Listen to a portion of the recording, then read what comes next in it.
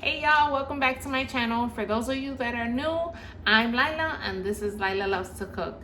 And if you watch my other videos, you'll know that that's a damn lie. I don't like to cook. I just cook homemade meals for my family. Today I'm going to make Sopa de Salsichon. What the hell did she just say? In English, it translates to salami soup. I know it sounds weird, but trust me, it is delicious. It is something that is really easy, it's inexpensive to make, and it is so good. And when you eat it, you're gonna want more than one bowl. Trust me. You can pop a quarter off your stomach because you're gonna be so full, but it is so good. It is not your traditional salami that you see at the store. It's something a little bit different, but basically that's what it translates to. So let's get started. What are you gonna need? The first thing you're gonna need is the salsichon. Now, it looks like this. You're gonna find it in your refrigerated section, and it says Dak smoked salsichon. It's basically like a smoked sausage.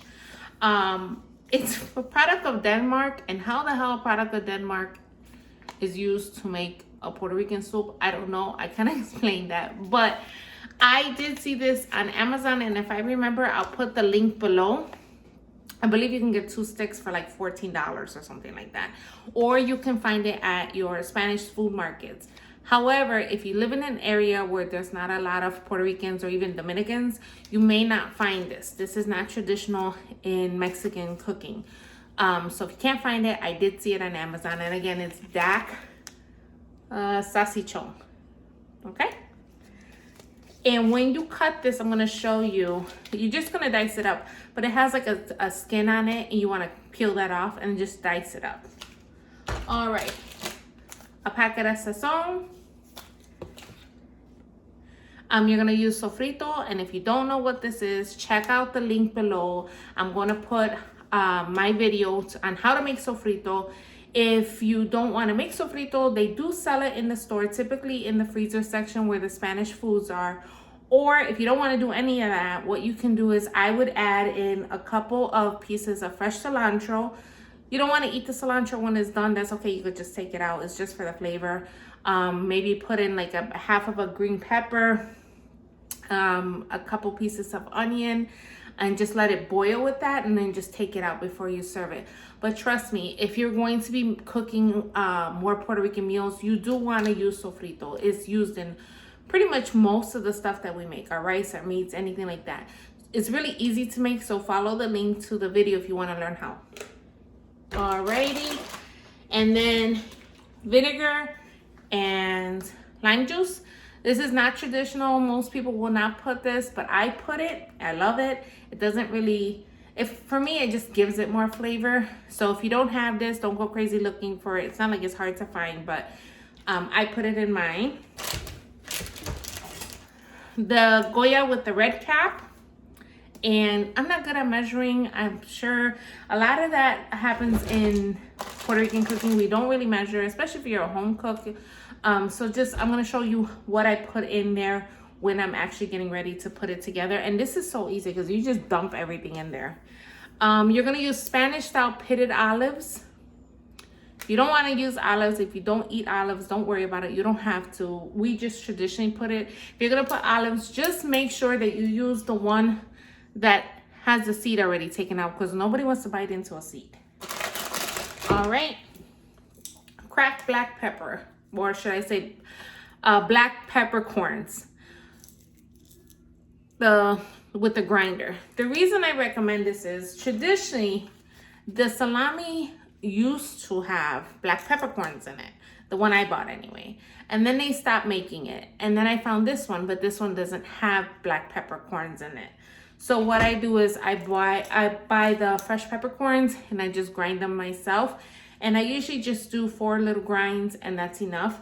You do want to use this. If you don't, you can use regular black pepper, but I do strongly recommend this because this actually has more flavor, and it tastes more like, in combination with the salsichon, it tastes more like what the salsichon used to taste like before they discontinued the one that had the black peppers in it. All right, we have garlic powder, onion powder, Make sure it's not garlic salt or onion salt. Make sure it's the actual powder. This doesn't have salt. Salsichon is a little salty on its own, so you don't have to add salt. Plus, we're adding all these ingredients. You really don't want to add salt to this. Mexican oregano.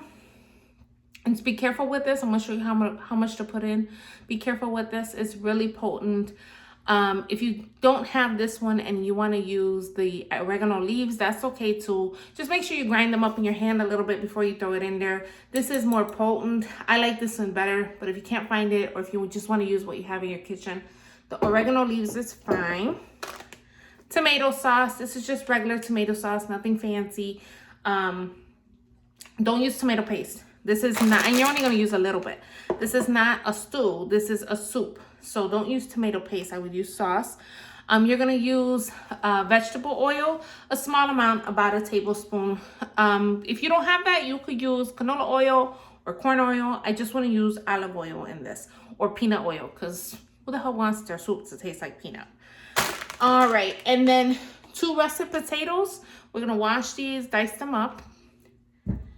And then traditionally, most people will use, they're called fideos, but basically it's a vermicelli noodle. It's a thin, almost like a thin spaghetti noodle, and you just break it up. But my mom used to always make it with these ditalini, I'm probably mispronouncing it. But basically the noodles that you get in minestrone, my mom always made it with this. So that's how I make it, because that's just how I like it. That's what I always ate it with. If you don't want to use vermicelli or don't want to use these, you can use small shells. You can, I wouldn't use like a spaghetti noodle, but you can use pasta, like, but I would use a smaller pasta. So a small shell, even a macaroni, I've done it with that before. Just make sure that when you're picking your pasta, don't pick it with the pasta that has the ridges on it or lines on it, because that type of pasta tends to soak up more liquid. And then what happens is you're taking liquid out of your soup. So you might as well just have pasta at that point. All right. So let's go ahead and get started. I'm going to show you what you're going to, and obviously you're going to need water, because how else the hell do you make soup? Hello. But I'm going to show you what I do. And this is so easy. Trust me.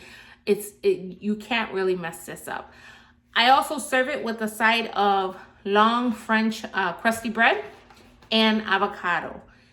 If you're an avocado lover, do like me. I cut up the avocado. I actually just throw it in the soup when the soup is done. I don't cook the avocado. It is so good. Or you can have the avocado on the side. Traditionally, people will have the soup with avocado on the side, some bread, and sometimes even some rice. We are carb lovers here. Puerto Ricans are carb lovers. I mean, most people are, but if you ever told us we have to stop eating rice, we have to stop eating bread, you might as well just turn the channel off, because I don't have anything else to give you. All right, I'll be back. All right, so let's go ahead and get started. Now here I have a stock pot. Well, yeah, I guess you can consider it a stock pot. It holds about 18 cups of water. We're gonna use about 16 cups of water for this size. And just for example, you see how much bigger it is than my hand. So it's a pretty good sized pot. I've already diced up my potatoes and my salsichon. And let me just show you. So with the salsichon, I like to dice it up just small like that. And the potatoes too. You want to do them all around the same size so they cook at the same time. These are 2 potatoes. And for the salsichon, I use a little more than half of that stick. That's a 7-ounce stick of salsichon. I used about 5 ounces, so a little more than half. The good thing about salsichon is that you can actually use it in our Spanish stewed beans. You could also use it in our Puerto Rican rice. So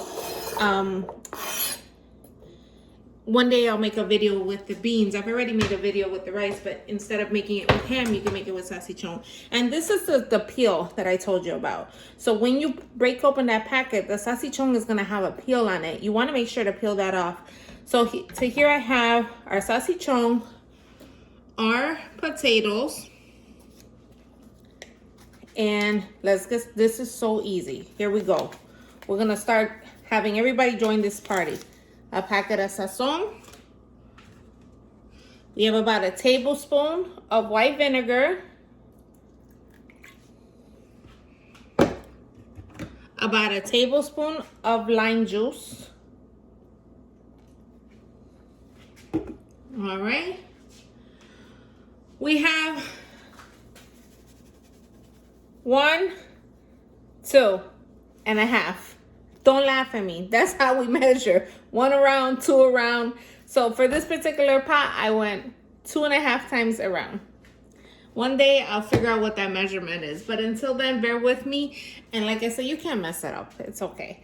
We're going to do the same exact thing with the garlic powder. 1, 2.5. Onion powder, I'm just going to go around twice. 1, 2. Oregano, be careful with this one. Like I said, this one's real potent. We're just going to go 1 time around with this only. So 1, done. All right, our cracked black peppercorns. We're going to do 4 grinds. So 1, 2, 3, 4. Don't do more because this is really potent too, and it can get almost have a little bit of a kick to it. All right, your sofrito, you're gonna do about 2 tablespoons. 1, 2. Why am I counting? Like, if you guys don't know what 1 and 2 is. All right. Tomato sauce, I'm just gonna put like 1 tablespoon. Don't put more than that. We're not making stew. We're making soup. So don't put more than that. And then about 5 or 6 olives, well, depending on what you like. I like olives. My family don't, so I usually just eat them myself. I pick them out. And then lastly, the oil. And I'm just gonna do about a tablespoon of oil. That's it. You don't need more than that. So this stuff right here, it looks like a hot ass mess, right? Let me give you a hint, or a hint, a tip. For those of us that are busy, that have busy lives, that have a lot of things going on, but still want to put something fresh on the table, I have done this in the morning, left it just like this. And then when I came home from work, I threw the water in there. So I put it in the refrigerator. And when I came home from work, put the water in there, let it boil. And as soon as those potatoes are done, I threw the pasta in, and guess what? We had dinner. Everything was prepped and ready to go for me. So you could, if you're not ready to make this soup right now, you could just put the lid on it, stick it in the fridge, and then put the water in it when you're actually ready to make it. I'm ready now. So let's go ahead and put some water in here. This pot holds 18 cups of water. I used about 16. So our water is all in there. As far as the water goes, you could just use warm water. It doesn't have to be cold. It doesn't have to be hot. As a matter of fact, I would recommend that it's not hot because you want to make sure that the potatoes all cook at the same time. So if you put in hot water, some potatoes may cook faster than the others. So what you're going to do now is you're just mixing it all together. This is a party right here. Trust me, this is so good. And the smell, like, I haven't even started cooking it yet, and it already has a really good smell. So you're gonna put this on high, and that's it. You're gonna let it cook, and you're gonna let it boil until the potatoes are done. Because remember, your salsichon is smoked, so it's already cooked. Really, you're just heating it through, and you're cooking it so that these flavors can all come together. Once the potatoes are almost done, when they feel like they can use a minute more, that's when you're gonna throw your pasta in. So just let it sit there, cook, go do what you gotta do, fold your laundry, whatever it is you gotta do.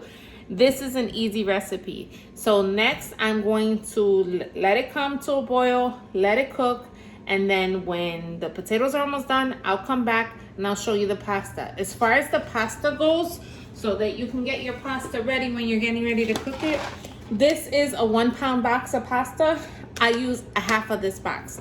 I wouldn't recommend putting too much pasta because this makes a lot, but also it'll end up soaking up the water. So you want to make sure you still have that soup consistency. I'll be back when it's time to throw the pasta in. All right, so our potatoes are done. Now we just have to add our pasta, and like I said, I'm gonna add a half of this box. So this box is a 1 pound box of pasta.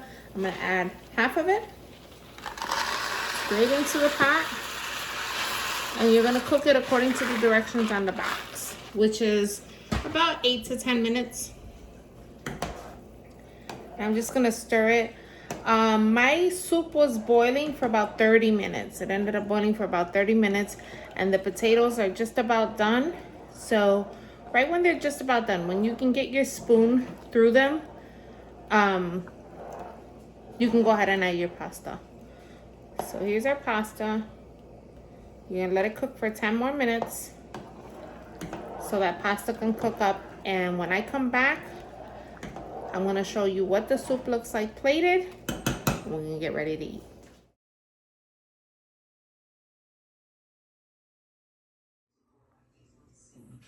All right, so the soup is all done. Look, you see the noodles, the salsichon, the olives, the potatoes. I served it with the side of bread and avocado. I'm actually gonna cut up the avocado and put it in my soup. So I hope you enjoyed this recipe. If you have any questions, please leave them down below. If there's any future videos that you would like to see, please let me know. Otherwise, thanks so much for watching. We'll see you guys soon. Bye.